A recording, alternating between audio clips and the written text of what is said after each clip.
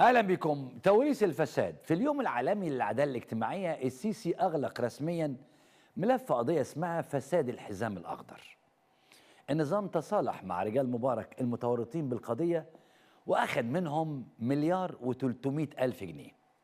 علاء مبارك نجل الرئيس مبارك لمح الى انه سهره مجدي راسخ هو اللي دفع مبلغ التصالح او المبلغ الاكبر في القضيه. السيسي تجاهل الحقيقه تورط الاجهزه السياديه بالقضيه دي، ومصطفى السيسي واحد من الحيتان المستفيدين من تقنين السيسي للأراضي بقرار سيادي. خلينا نشوف الخبر الأول أهو. في اليوم العالمي لها مصر المساهم الأكبر لتحقيق العدالة الاجتماعية. يا ولا يا ولا هاني يا لبيب يا ولا. مش مصدق أنت صح؟ طيب لو مش مصدق تعال نشوف السيسي عمل إيه. السيسي عمل عفو عن وزير إسكان مبارك محمد إبراهيم سليمان وسهره بتاع مجدي راسخ في قضية اسمها الحزام الأخضر. القومية لاسترداد الأموال تتصالح مع محمد إبراهيم سليمان ومجدي راسخ بعد سداد مليار و300 ألف جنيه. بس كسبنا فلوس. كسبنا ولا ما كسبناش؟ أخدنا مليار و300 ألف حلوين. اسمع بس. التصالح مع محمد إبراهيم سليمان ومجدي راسخ بالمبلغ أهو مليار و300 ألف. حلو قوي. ايه القصه؟ خلينا نبدا القصه من اولها. دعبسنا ودورنا في الجرايد ايه قصه الحزام الاخضر دي.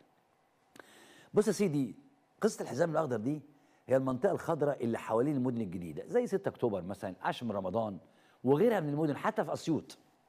في سنه 1992 صدر قرار بهدف استصلاح الاراضي الصحراويه، لكن الحقيقه وتوزعت الاراضي على مستثمرين ورجال اعمال، لكن ما حصلش كده. الارض اتسقعت وتحولت لمناطق سكنيه وشقق وفيلات وغيره على مساحة وصلت ل60 ألف فدان. امتدت على طريق مصر اسكندرية الصحراوي مقابل مشروع اسمه بيفرلي هيلز، على طريق وصلة دهشور كمان، وعلى طريق حتى طريق الواحات. خلينا نشوف محمد إبراهيم سليمان في وقت من الأوقات كان وزير كبير جدا وطويل جدا وفترة كبيرة وزير تعمير وإسكان. طلعوا في الجرايد اتكلم عن المشروع ده. دورنا لقينا الجورنال ده. الجورنال أهو. اعرض يا مسعد الجورنال أهو.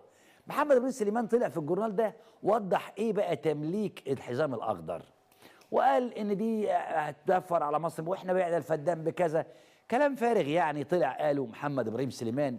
انما الحقيقه قضيه الحزام الاخضر دي فضلت رايحه جايه من ايام مبارك لحد ما السيسي قننها خلصت.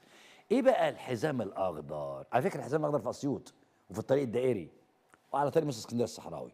تعالش كده شوف خريطه توضح القصه دي. العب الخريطه كده يا مسعد. خلينا نشوف الخريطه دي عشان نشوف الحزام الاخضر. ادي يا سيدي الحزام الاخضر. حضرات دي منطقه السادس من اكتوبر ودي الشيخ زايد وادي الحزام الاخضر. في المنطقه دي الحقيقه اتبنت مجموعه او اتباعت مساحات اهو. الصوره دي افضل الحزام الاخضر. ادي الحزام الاخضر اهو، مش بتاع الكاراتيه، لا بتاع 6 اكتوبر اللي على طريق اسكندريه. ادي الشيخ زايد وادي الحزام الاخضر. الاف اتفرج. اتعمل فيها ايه بقى؟ اتعمل فيها بورتو اكتوبر وادي بورتو تاني اهو، واتعمل فيها وادي الملوك بتاع الحرامي مدحت بركات، واتعمل فيها كومباوند اهو جرين بلازا، واتعمل فيها المهم يعني الاراضي دي يا حضرات اتباعت على انها استصلاح. لكن ناس كتيره اخذت الاراضي دي وباعتها بالفدان وبنت عليها فيلات. زي مين؟ زي عندك ناس كتير جدا، منهم مدحت بركات الحرامي اللي عامل كومباوند اسمه وادي الملوك. وادي الملوك ده قدام الريف الاوروبي وانت رايح 6 اكتوبر وانت رايح اسكندريه. حتى الريف الاوروبي ده اتباع برضه استصلاح اراضي ورا. يا راجل ده عارف مين اللي واخد هناك؟ ما تزعلش قوي، خلص الريف الاوروبي وقبل ما تلف اللفه دي عشان ترجع تاني تخش القاهره هتلاقي مدينه سنبل محمد صبحي جنب الريف الاوروبي على طول. مين هناك كمان؟ سليمان عامر في الكيلو 50 او الكيلو 60 طريق اسكندريه الصحراوي. كل دول خدوا الاراضي دي على انها استصلاح زراعي، لكن اللي حصل ان هم باعوها في الفدان. فتلاقي بس عارف مين اللي خد كمان في القصه دي؟ اللي هو هتلر طنطاوي. مين بقى هتلر طنطاوي ده؟ هتلر طنطاوي ده كان قائد كبير في الجيش المصري وكان بيشتغل رئيس هيئه العمليات. اسمع الكلام، رئيس هيئه العمليات. بعد ما خلص جيشه هتلر طنطاوي راح طالع على طول على الرقابه الاداريه. وفجاه في يوم من الايام جريده صوت الفجر فتحت ملف هتلر طنطاوي اهو. الفجر قصدي، قالت ايه بقى؟ مذكره حصر بممتلكات تتر الضوي، 5 شاليهات، فيلتين، وقصر، و4 شقق سكنيه، 3 محلات تجاريه، و2000 فدان على الطريق الصحراوي، و4 بالحزام الاخضر، و20 مزرعه. ده يا حضرات هتلر طنطاوي، كان رئيس هيئه العمليات في الجيش المصري. رئيس هيئه العمليات. بعد ما طلع معاش ودوه رئيس هيئه الرقابه الاداريه، وهو رئيس هيئه الرقابه الاداريه على حد معلومات الاخ عادل حموده اللي كان ماسك الفجر وقتها، دي ثروته. دي ثروته، منها 2000 فدان فعلى الطريق الصحراوي، و40 بالحزام الاخضر. عمك الاخ مدحت بركات الحرامي اللي عامل فيها شريف دلوقتي، قتلوا واحد عند وادي الملوك دي، اتقتل هناك، وقضيه اتفجرت وكانت قصه كبيره. المهم خلصنا من مدحت بركات ده، ولو مصطفى دور دلوقتي عنده هيلاقي الملف بتاع مدحت بركات من كمبيوتر وزاره الداخليه. عندك يا درش، عشان عايز مدحت بركات، وطالما اتكلمنا عنه نجيب سيرته بالمره. عندك يا مصطفى هتلاقي الملف بتاع جرايم مدحت بركات من كمبيوتر وزاره الداخليه بالصوره. هو انا هجيب كلام من عندي؟ اتقتل واحد قدام وادي الملوك سنه 2000 وحاجه. لكن في قضيه تانية اتعملت له، لان لجنه استرداد الاراضي راحت تاخد الارض دي منه، راح يعتدى عليها، اتعملت له قضيه طلع منها براءه، واتعملت له قضيه تانية طلع منها براءه، الاستئناف تبرئ مدحت بركات بقضيه وادي الملوك. ده 2020. قضيه وادي الملوك دي، وادي الملوك ده اصلا في الحزام الاخضر. قضت دائره عقود 8 عقود بمحكمه الاستئناف العالي بالقاهره ببراءه المهندس مدحت بركات، مين لانه مهندس، وشركته من تهمه الاستيلاء على املاك الدوله في القضيه المعروفه اعلاما بوادي الملوك. وقررت المحكمه حضوريا الغاء قرارات الفسخ الصادره من هيئه التعمير والتنميه الزراعيه في القضيه التي اتهمته فيها الهيئه بركات وشركائته بالتعدي على اراضي الدوله، مدعيه انها غير مملوكه له، وهو ما تسبب في الحكم بحبس بركات 3 سنوات منذ 12 سنه. واقرت محكمه الاستئناف العليا بصحه ملكيه الارض قانونا واجرائيا لبركات، وذلك من واقع صحه الاوراق والمستندات الحكوميه، وبناء عليه قررت بطلان احكام الفسخ السابقه. لو حضرتك رحت دلوقتي يا مصطفى بصيت في الورق اللي عندك او في الرسائل اللي عندك، هتلاقي من كمبيوتر وزاره الداخليه مين مدحت بركات ده.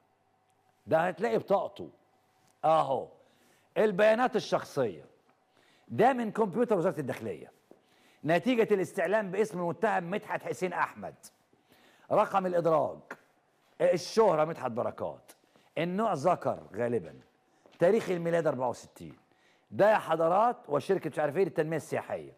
ده يا حضرات بياناته من واقع سجلات وزاره الداخليه، والله بعقد الهاء، من ملفات او من كمبيوتر وزاره الداخليه.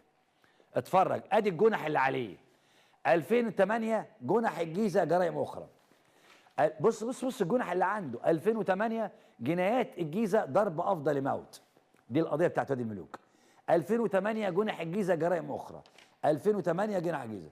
اتفضل بص بص الارقام، جرائم اخرى، جرائم مشاجره وضرب في 2005 اداري مشاجره وضرب، 2005 اداري قتل، 2004 في قصر اموال عامه، 2004 الهرم جيزه مشاجره ضرب. والله العظيم ده من على كمبيوتر الداخليه. وانا بقول لك يا مدحت، ده انا بطاقتك عندي، البطاقه الشخصيه بتاعتك عندي اهي، 5 شارع المساحه الدقي اهي، مش دي بطاقتك يا ولا؟ عايز جفاها؟ هات له جفاها يا مسعد. ده انا عندي بطاقتك، ده انا عندي الملف بتاعك يا مدحت. رايح تكتب عني انا يا ولا في اهو، ادي الجافه بتاعتك اهو، جافه اهو، عضو مجلس اداره شركه الصفوه للصحافه والطباعه، البطاقه سريع لحد 2026. مش دي بطاقتك يا مدحت؟ مش مهم بطاقته، المهم يا حضرات هات بقى سجل وزاره الداخليه من كمبيوتر وزاره الداخليه. مدحت بركات افاق وكذاب ونصاب من واقع وزاره الداخليه. هذا الرجل اخذ يا حضرات في القضاء العادل اخذ براءه. بص بص القضيه قد ايه، بص القضيه قد ايه، بص القضيه قد ايه، شوف ملفه. النهارده بقى رئيس حزب. نرجع بقى للحكم النهارده اللي جفل الملف ده، جفله ازاي وليه ولصالح مين؟ تعال بقى اللي نعرفه احنا احسن من ما نعرفوش. تعال نشوف تفاصيل جديده في قضيه التصالح مع ابراهيم سليمان ومجدي راسخ. على فكره مجدي راسخ ده لما تدور عليه هتلاقيه خريج فنيه عسكريه، وبعد كده اسس شركه اسمها سودك. الشركه دي بتاعت حاجات عقاريه. المهم الاثنين دول، الراجل مجدي راسخ ده واخد كميه اراضي بعد الريف الاوروبي كده، لو انت كملت شويه في جفا الريف الاوروبي، كميه اراضي تمشي جنبها بالعربيه ما تخلص. النهارده بقى اتفقوا معاه انه خلاص ارضك دي حلال عليك، بس تسددوا مليار و300 الف. مدحت بركات سجل منها، سدد من المبلغ ده حوالي 800 الف او 80% يعني. اهو تفاصيل جديده في قضيه التصالح مع سليمان وراسخ سودك، تسدد 80% من اجمالي المبلغ و20% من قيمه الاراضي. المستشار طاهر الخول اليوم السابع: عمليه التسويه كانت معقده والدوله هي المستفيده. حلو، اقف هنا، الدوله هي المستفيده. طب امال علاء زعلان ليه؟ علاء مبارك كتب تويته زعلان فيها جدا، قال فيها ايه؟ تعلن لجنه استيراد الاموال عن تسويه مع وزير الاسكان السابق ومجدي راسخ حماه علاء مبارك بقيمه مليار و300. علاء قال ايه؟ طيب وهل تم اعلان ايضا ان شركه سودك كانت الطرف الاساسي في هذا التصالح ودفعت الجزء الاكبر، ولا الخبر ده مش مهم؟ مجدي راسخ يبقى حضرات حمى السيد علاء مبارك. اوكي تمام جدا، لكن يا ترى هي المليار جنيه دي اللي دفعها معظمها حمى علاء مبارك كتير ولا قليل؟ دي مليار يا معام، يبقى كتير. لا اسمع، ما تعملش زي شحاته اول امبارح فاكر انه الراجل بياخد 60,000 جنيه في الشهر. اسمع بس، المليار اللي دفعها سودك دي وابراهيم سليمان كتير ولا قليل؟ عايز تعرف؟ تعال شوف شيرين عرفه كاتبه ايه. شيرين عرفه كاتبه بتقول لما التسويه باكتر من مليار جنيه يبقى المبلغ نفسه اللي سرقه الوزير قد ايه؟ انا بقول يا جماعه كده لازم نحدد النسل ونبطل خلفه عشان موارد البلد يا دوب تكفي سرقات الحكومه. طب هنقول شيرين متجاوزه شويه، لكن تعال نشوف الفيديو الارشيفي ده. رئيس شركه 6 اكتوبر الحالي كان بيعترف ضمنيا بالفساد وبيقول احنا نقدر ندخل كام من الاراضي اللي اتنهبت دي، وركز على الرقم. اسمع. عندي اهلا وسهلا، انا بقول لهم برضو انا مستعد، احنا اخطأنا اهلا وسهلا بيكم، حضراتكم انتوا تتعاونوا معانا لصالح الدوله، انا برضو معاك. عايز تدخل فلوس لموظف الدوله انا معاك، لما هتتجاهل الشركه، انت بتتجاهل النهارده الشركه وما زال بتتجاهل الشركه لمصلحه مين؟ انا الشركه النهارده حضرتك انت هتدخل لك فلوس لموازنه الدوله. انت النهارده طالب 3 مليون و400 مثلا على الفدان، هنتكلم في ال 16,000 فدان وكسور، انت بتتكلم في 57 مليار. ينفع تتجاهل شركه بالحجم دوت؟ لا استناني بقى. 50 مليار كم؟ من مليار و300 مليون اللي خدتها الدولة النهاردة. الراجل ده المسؤول بيقول لا احنا هنبيع الفدان مش عارف ب3 مليون، يعني هندخل في 16,000 فدان، يعني هندخل الدولة 57 مليار. أنا معاك، إنما هتجاه الشركة لصالح مين؟ وما زالت تجاه الشركة لمصلحة مين ده؟ تعالى بقى، أنا الشركة حضرتك النهاردة هتدخل لك فلوس الموازنة. اقف عند الجملة. أنت النهاردة طالب، كمل بقى كمل، اقف عند الأرقام بس. بس اقف. أنت طالب النهاردة 3 مليون أو 400، 3 مليون و400 ألف مثلا على الفدان. المجموع ده في 16,000 فدان. العب بقى، العب يا موسى. هنتكلم بس اقف هنا. يا راجل اقف عند الرقم. 16,000 فدان على فكرة. اسمع مني قبل ما تشيل ده، اسمع مني. الموضوع تجاوز 60,000 فدان. قضية الحزام الأخضر دي فيها حوالي 60,000 فدان. قال له لو هنطلب 3 مليون و400 ألف فدان وعندك 16,000 فدان، العب الرقم يبقى كام كده؟ الرقم يبقى كام؟ اهو هنتكلم في 16,000 فدان، والفدان ب 3 مليون و400 ألف. المجموع يبقى كام؟ 57 مليار. انت هتدخل للدولة 57 مليار. ده اللي قالته شيرين عرفة. تخيل ان لو مشوا على كلام الراجل ده كانت الدولة هتخش لها 57 مليار. الدولة اكتفت بالمليار و300 مليون. لكن في حد تاني اتحاسب. الراجل اللي كشف القضية وقال اسماء الجهات المتورطة فيها. مين هو الراجل ده يا حضرات؟ مين الراجل الفزورة؟ مين الراجل اللي اتحاسب ودفع الثمن غالي لانه دخل في المنطقة دي؟ عارف مين الراجل ده؟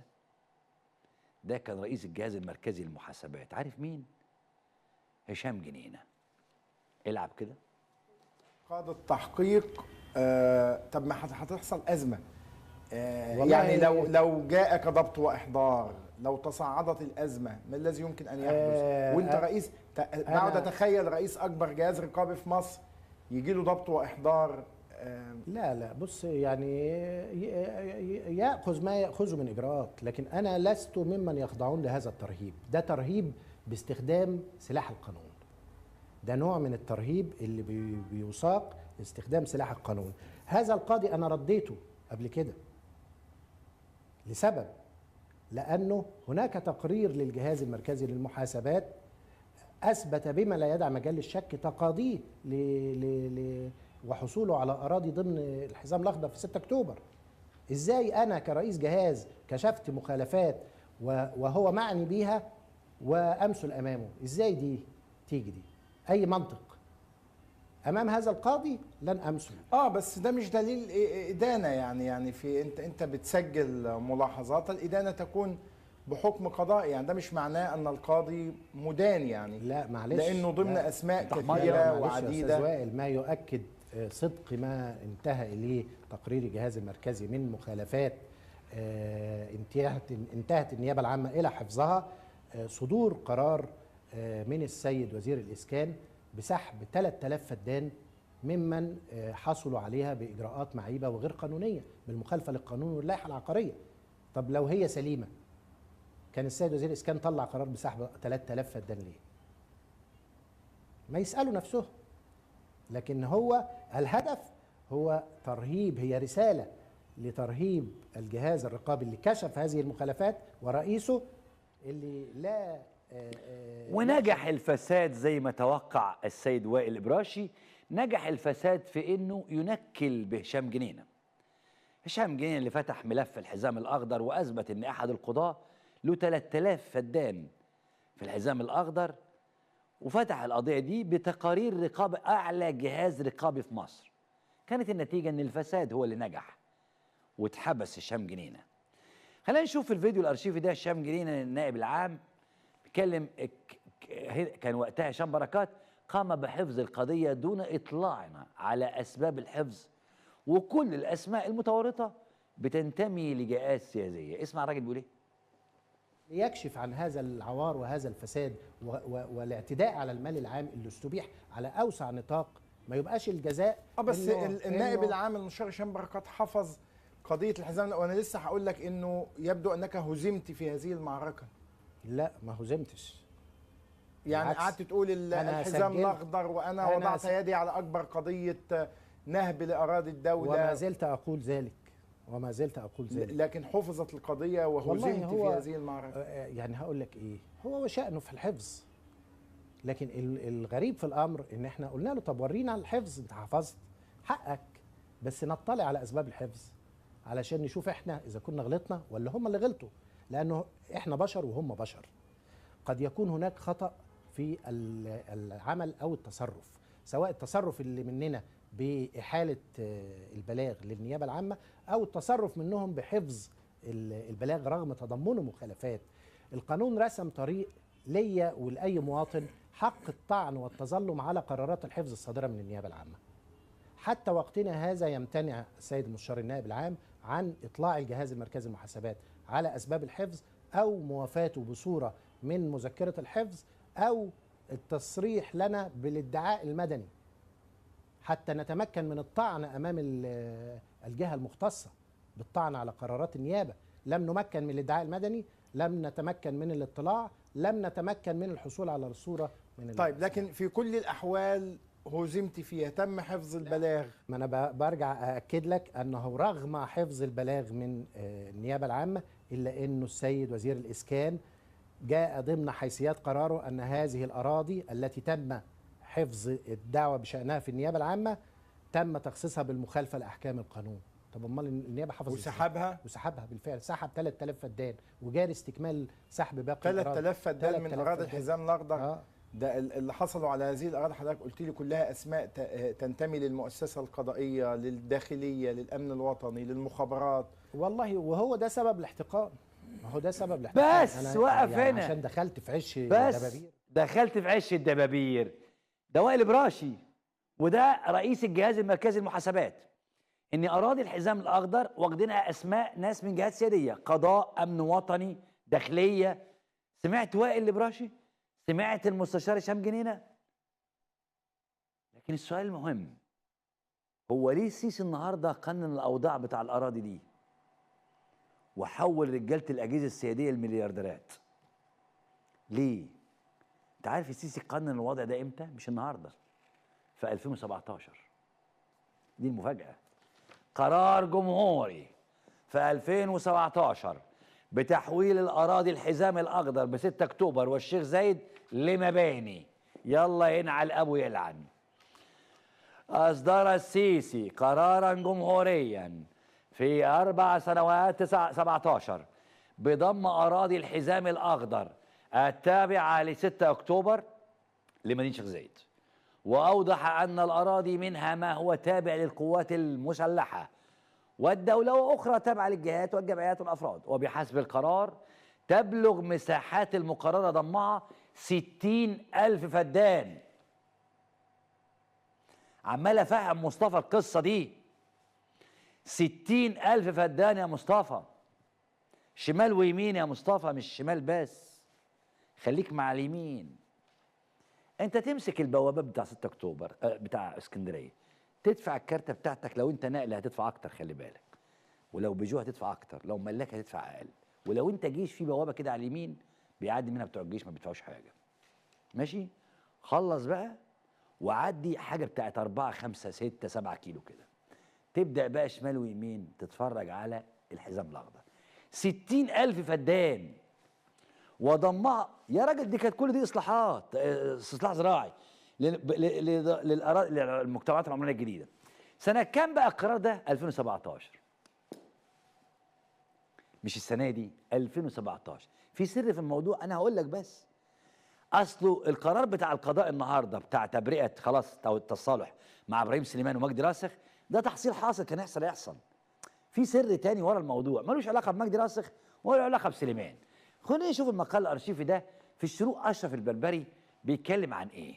بيقول اهو: لا شك ان القرار الجمهوري بتحويل اراضي الحزام الاخضر التابعه ل 6 اكتوبر وكذلك بعض المناطق من الشيخ زايد الى اراضي من اراضي زراعيه الى اراضي للبناء يعني ببساطه شديده تحول المئات من المحظوظين الى مليارديرات في لمح البصر بعد ان تحولت رمال هذه الاراضي التي حصلوا عليها بتراب الفلوس الى ذهب بفضل هذا القرار. ليه بقى اشرف بيقول كده بقى؟ اشرف بيقول لان الفدان كان بيتباع ب 16,000 جنيه. فاكر انا الحوار بتاع ابراهيم سليمان اللي جبته لك من شويه؟ كان بيقول بعنا الفدان ب 16,000. لو حسبنا هادي يا مسعد الفدان يطلع 4,000 وحاجه متر، 4,075 متر تقريبا. اقسم بقى ال 16,000 جنيه على 4,000 حاجه ومتر، يعني المتر يطلع له ب 50 قرش او بريال. المتر ده النهارده بقى هيبقى ب 60,000 جنيه. عرفت ليه اشرف البربري يقول ان هتتحول ناس لمليارديرات؟ سيبك من دي. ايه بقى كلمه السر؟ ليه السيسي في 2017 قنن الحكايه دي؟ استغنى بجرة قلم عن 60,000 فدان كانوا المفروض يتزرعوا. كلمة السر ليه السيسي داري يهد في بيوت الناس في المنيب وفي الصعيد ويقول لك تصالح، وسايب الناس دي تاخد فدان بتراب الفلوس في 92؟ النهارده هيتحول الراجل ده لبير بتول. الناس واخده آلاف الأفدنة. ده مدحت بركات الحرامي ده واخد وادي الملوك دي بالهبل. يا عم ده توفيق عكاشه كان واخد في القصه دي. المهم يعني سيبك من توفيق عكاشه، خلينا في مدحت بركات والجدع بتاع الريف الاوروبي وسنبل والناس دي. دي كانت اراضي اصلا استصلاح زراعي بتتباع بالفدان. الفدان قال ابراهيم سليمان ب 16,000 في الحوار اللي انا جبته لك من شويه ده، وهو وزير تعمير. طيب 16,000 يا سيدي، النهارده المتر بكام بقى؟ بآلاف. ايه كلمه السر بقى؟ كلمه السر مصطفى السيسي. كلمة السر يا حضرات اللي طيرت رقبة هشام جنينة لما فضح أسماء ناس في جهات سيادية داخلية وقضاء ومخابرات، مصطفى السيسي. شوف عربي 21 كاتبة إيه. عربي 21 تكشف قضية فساد تستر عليها السيسي ونجله. إيه بقى القضية؟ الحزام الأخضر. مصدر مطلع داخل جهاز مشروعات أراضي الجيش كشف أبعاد وكواليس الحلقات المفقودة في قضية الحزام الأخضر. محاكمة وزير الإسكان الأسبق سليمان ورجل الأعمال سمير زكي قنبلة دخان للتغطية على الحيتان الكبيرة بالأجهزة السيادية. الحزام الأخضر كان مخصص كأراضي زراعية رغم أن أجزاء منه كان أرضا عسكرية بالأساس، ومع ذلك تم تحويله أراضي مباني. قوات الدفاع الجوي فوجئت بالسطو الذي حدث على الأراضي التابعة لها وأصرت على عدم التنازل. رئيس الرقابة الإدارية الأسبق لجأ إلى صديقه المشير طنطاوي طالبا منه تدخل واحتواء الأزمة حتى لا يفتضح أمرهم. مسؤولو وأعضاء الأجهزة الرقابية والسيادية حصلوا على آلاف، يعني ده أنا قلت لك، أنا جايب لك أنا جبت لك إيه، أقف هنا عند الجملة دي. حصلوا مسؤولو الأجهزة الرقابية والسيادية حصلوا على الفدان الواحد بسعر 1000 جنيه، وبعضهم قام ببيعه بأكثر من 200,000. رئيس شركة 6 أكتوبر الحالي اعترف ضمنيا بالفساد وقال أنهم يمكنهم إدخال 57 مليار جنيه. مصطفى نجل السيسي تدخل بشكل مباشر في أزمة أرض الرقابة الإدارية وتوسط لزملائه عند أبيه لإصدار قرار بتغيير نشاط الأرض. السيسي أصدر قرارا فريدا من نوعه في فبراير 17 باعتبار جميع أراضي الحزام الأخضر مناطق سكنية. أنت عند الجملة دي مسؤول وأعضاء الأجهزة الرقابية حصلوا على الفدان. يا أخي هات الفجر. هتلر طنطاوي خد 40 ايه اهو، لا هتلر ايوه، و40 او 2000 فدان على الطريق الصحراوي ده، و40 بالحزام الاخضر. ده كان رئيس هيئه الرقابه الاداريه. هتلر طنطاوي اشترى سياره مصادره من الجمارك ب 30,000 جنيه وباعها ب 350,000 جنيه. ده رئيس هيئه العمليات في القوات المسلحه، وكان رئيس اكبر او واحد من رئيس جهاز هيئه الرقابه الاداريه. ده اللي قال عليه هشام جنينه، قال لك ناس مسؤولين في اجهزه رقابيه وسياديه في الداخليه والقضاء والامن الوطني واخدين اراضي في الحزام الاخضر ببلاش. خلينا نشوف في الموشن الحزام الاخضر ده توريث الفساد بالارقام والاسماء، فضيحه عبد الفتاح بلحة. العب اهو الحزام الاخضر توريث الفساد. العب يا عم مسعد. قال لك ايه يا سيدي؟ حجم الأراضي 60,000 فدان تحيط بمدينة 6 أكتوبر. حلو. التخصيص كانت مخصصة كأراضي زراعية في عهد مبارك 92. حلو. أصحاب الأراضي وزراء ورجال أعمال وقضاء وضباط جيش. أصحاب الأراضي ضباط داخلية وأمن دولة ورقابة إدارية ومخابرات. وجه الفساد تحويل الأراضي دي من أراضي زراعية لأرض مباني بالمخالفة للقانون. محاسبة الشرفاء. تم حبس هشام جنينة لكشفه فساد الأجهزة السيادية. تقنين الفساد. السيسي أصدر قانون بتحويل الحزام الأخضر لأراضي بناء في 2017. فساد السيسي. استفاد من القصة دي ابن مصطفى وزملائه بالرقابة الإدارية. طيب سعر الفدان كأرض زراعية 3000 جنيه. سعر الفدان كأرض بناء 5 مليون جنيه. العفو عن تم التصالح مع رجال مبارك مقابل دفع تصالح مليار و300 مليون يا ولا. القيمة التقديرية للمال المنهوب طبقا لكلام رئيس جهاز 6 أكتوبر 57 مليار جنيه. يا حضرات في الفيديو جراف اللي جاي عن فضيحة السيسي، تستر السيسي على تورط ابنه في القضية دي. حلو قوي. انا بس عايز ارجع لكلام السيد رئيس جهاز 6 اكتوبر. السيد رئيس جهاز 6 اكتوبر يا حضرات عشان نخلص بس القصه دي، قال لك الفدان يساوي 3 مليون و400 الف جنيه، وكان بيتكلم على 16,000 فدان بس اللي هم ناحيه 6 اكتوبر والشيخ زايد، لكن المجموع 60,000 فدان. وقال لك ان احنا لو احنا حسبنا الفدان ب 3 مليون و400 الف على 16,000 فدان هتعمل 57 مليار. اهو هنتكلم في 16,000 فدان، الفدان ب 3 مليون و400 الف، يبقى احنا هنكسب كام؟ 57 مليار. الواد عبد الناصر صاحبي قال لي انت ما بتعرفش تحسب. احسب بقى ال 3 مليون دول و400 الف على 60,000 فدان، القضيه فيها 60,000 فدان، يطلع المبلغ كام؟ حزب استرالي المبلغ 204 مليار. 204 مليار. الله، بس كان في كلام ان الفدان بيتباع في عربي 21 كانت تتكلم الفدان بيتباع ب 5 مليون. طب قلت له يا دي عبد الناصر لو 5 مليون في 60,000، قال لي 5 مليون في 60,000 يبقى ب 300 مليار. سيبك من 5 مليون. لو الفدان زي ما قال رئيس جهاز 6 اكتوبر الفدان ب 3 مليون و400 الف على 60,000 فدان، مش على 16، مش على 16,000، على 60 هتطلع 204 مليار. هو المستشار هشام جنينه قال مبلغ الفساد في البلد بكام؟ قال 600 مليار، تبادي منهم 204 مليار في قضيه واحده. يبقى يا جماعه ادعوا للمستشار هشام جنينه ان ربنا يفك اسره. الخلاصه يا حضرات ان السيسي واللي ماسكين الاجهزه السياديه في البلد بدل ما يحموا البلد من الفساد بيمصوا دمها وبيقسموا التورته ما بينهم برعايه السيسي وعياله ورجالته. اما الكلام الناعم عن الراجل اللي ايده نظيفه والراجل اللي بيحارب الفساد وبيضحي بالبلد فكل ده ضحك على الدقون وتمثيليه حمضانه عشان يداري على فساده واجرامه. مش فساده هو بس، فساده واجرامه هو وولاده. اشوفك في مهمه في تل ابيب.